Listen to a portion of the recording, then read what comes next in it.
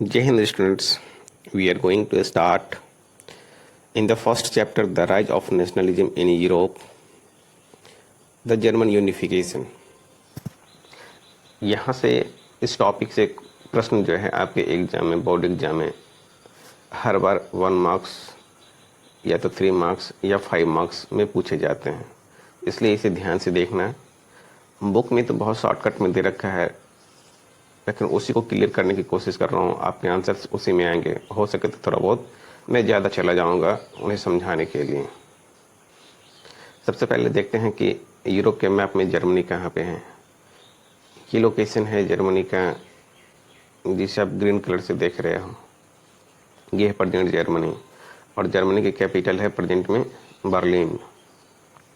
तो first of all we will see important aspects in German unification. जैसे ऐसा नहीं कि जर्मनी का यूनिफिकेशन एक दिन का काम है या एक दिन की घटना है, ये एक लंबा समय लिया है यूनिफाइड होने में। और यदि देखें तो डायरेक्ट इनडायरेक्ट जर्मनी का यूनिफिकेशन जो है राइज ऑफ नेपोलियन से जुड़ा हुआ है, क्योंकि नेपोलियन ने फ्रांस के राजा बनने के बाद जो नियर बाई कंट्री थी या नियर बाई एरिया को अपने कंट्रोल में लेना स्टार्ट कर दिया। इसी क्रम में नेपोलियन ने जर्मनी के हिस्से पर भी कंट्रोल स्थापित किया और वहाँ भी यूनिफाइड सिस्टम को इम्प्लीमेंट किया, जो इन्होंने नेपोलियनिक कोड के माध्यम से स्टार्ट किया था। तो नेपोलियनिक कोड के द्वारा जो है सिंप्लीफिकेशन, एडमिनिस्ट्रेटिव जो सिंप्लीफिकेशन किया गया, उसी में इकोनॉमिक सिंप्लीफिकेशन के तहत जो 300 से ज़्यादा स्टेट्स थे उसको 39 स्टेट्स में या कस्टम यूनियंस में इन्होंने कन्वर्ट किया। अब इससे क्या हुआ कि इस क्षेत्र में ट्रेड करना आसान हो गया। जो बहुत सारे टैक्स पहले पे करने पड़ रहे थे बहुत सारी जगहों पे, अब वो 39 जगहों पे टैक्स पे करना पड़ रहा था। कंपैरेटिव पहले से बहुत ही आसान कंडीशन हो गई। तो ये जो इकोनॉमिक सिचुएशन है या इकोनॉमिक बेनिफिट की स्थिति है, जर्मन के लोगों के मन में कहीं ना कहीं पूरा जर्मनी को एक करने की बात को लाया। इसके बाद बात देखते हैं जोल्वेरिन की। जोल्वेरिन के द्वारा भी इसी इकोनॉमिक एस्पेक्ट को टच किया गया और जो 39 स्टेट्स या फिर कस्टम यूनियंस थे उसको और भी कम करके 2 कस्टम यूनियंस में कन्वर्ट कर दिया गया। जैसा कि हम जानते हैं कि जोल्वेरिन का फॉर्मेशन 1834 में रूसिया के ही इनिशिएशन पे किया गया था। ये जोल्वेरिन क्या था? Custom union. इस प्रकार क्लियर है कि इकोनॉमिक स्फेयर पे जर्मनी को सिंप्लीफाई करते चला गया, जिसने कहीं ना कहीं जर्मन्स को यूनिफाइड होने के लिए प्रेरित किया। Then we see the efforts of liberal people. Liberal people nationalism को सपोर्ट करते थे। इन्होंने फ्रैंकफर्ट के सेंट पॉल चर्च में जाकर के एक पार्लियामेंट सेटअप किया, जिसे फ्रैंकफर्ट पार्लियामेंट के नाम से संबोधित किया गया। इसमें लगभग 831 जो रिप्रेजेंटेटिव थे वो आकर के जर्मन नेशनल असेंबली को सेटअप करते हैं 1848 में। और जो जर्मन के प्रेजेंट उस टाइम के किंग थे फ्रेडरिक विलियम फोर्थ, उन्हें भी इनवाइट करते हैं कि आप भी फ्रैंकफर्ट पार्लियामेंट के मेंबर बन जाओ, पार्ट हो जाओ। लेकिन किंग ने इस प्रपोजल को रिजेक्ट कर दिया और जो मोनार्की सिस्टम के सपोर्टर्स थे, जो अपर सोसाइटी के लोग थे, उसके साथ मिलकर फ्रैंकफर्ट पार्लियामेंट के अगेंस्ट में इन्होंने मूवमेंट चलाया और अल्टीमेटली फ्रैंकफर्ट पार्लियामेंट को भंग कर दिया। Now we see the important persons behind German unification. तो इन द ईयर 1861 जब फ्रेडरिक विलियम फोर्थ का निधन हो जाता है, वो डेथ कर जाते हैं, तो उसकी जगह पे दूसरा किंग बनते हैं जो हैं केसर विलियम फर्स्ट। तो केसर विलियम फर्स्ट किंग बनने के साथ ही जर्मनी को यूनिफाइड करने की बात उनके दिमाग में आती है और उन्होंने लीड करने की सोची। तो जर्मनी को यूनिफाई करने के लिए इन्होंने इसकी जिम्मेदारी अपने चीफ मिनिस्टर ऑटोमन बिस्मार्क को इसके लिए जिम्मेदारी दी। ये देखिए बिस्मार्क महोदय हैं, जिन्हें आर्किटेक्ट ऑफ जर्मन यूनिफिकेशन भी बोला जाता है। यदि हम बुक को ओपन करें, then the making of Germany and Italy में हम देखते हैं कि जर्मनी का यूनिफिकेशन जो स्टार्ट होता है उसके पहले जो टॉपिक दे रखा है, can the army be the architect of a nation. क्या आर्मी किसी नेशन का आर्किटेक्ट हो सकता है? हो सकता है कि ये क्वेश्चन आपको एग्जाम में भी पूछें, और जर्मन यूनिफिकेशन के लिए भी आपके टॉपिक यहीं से स्टार्ट हो जाते हैं, जो पॉइंट्स आपको एग्जाम में लिखने हैं। यदि हम फ्रैंकफर्ट पार्लियामेंट को देखें तो ये क्लियर है कि अब तक मिडिल क्लास के एजुकेटेड पीपल के द्वारा जर्मन में नेशन स्टेट के सेटअप के लिए प्रयास किया जाता रहा है, लेकिन 1848 मीन्स फ्रैंकफर्ट पार्लियामेंट के भंग होने के बाद ये डायरेक्शन चेंज हो करके एलिट पीपल या फिर जो ऊपर तबके के लोग हैं उन्होंने लीड करना स्टार्ट कर दिया।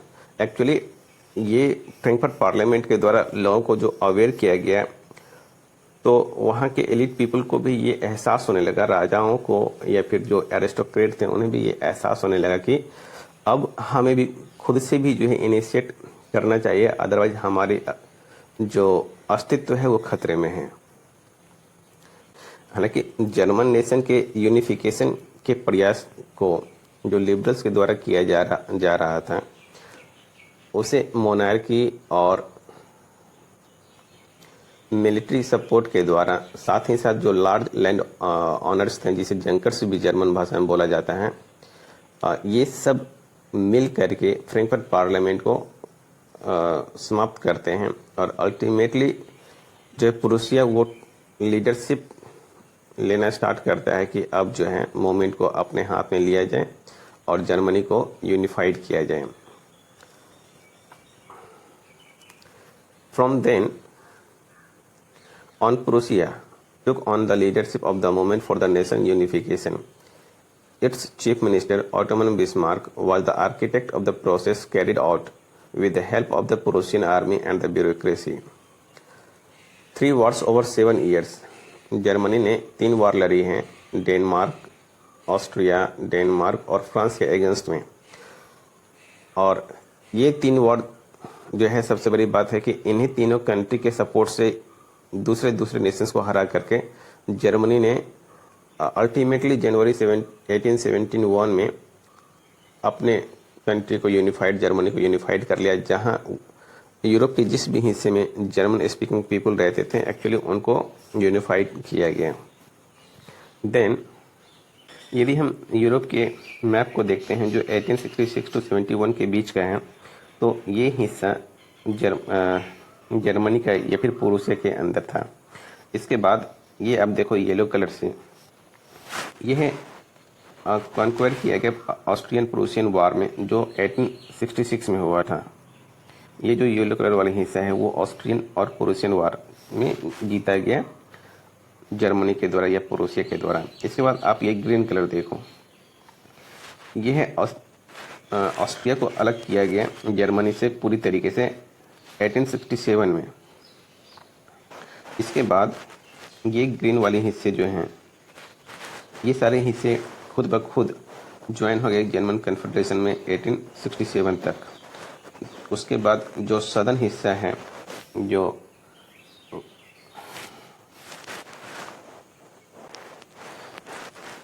ये हिस्सा भी जो है आपको 1871 में जर्मन के द्वारा अपने आप राज्य में मिला लिया गया या फिर जर्मन में उसको भी यूनिफाई कर लिया गया।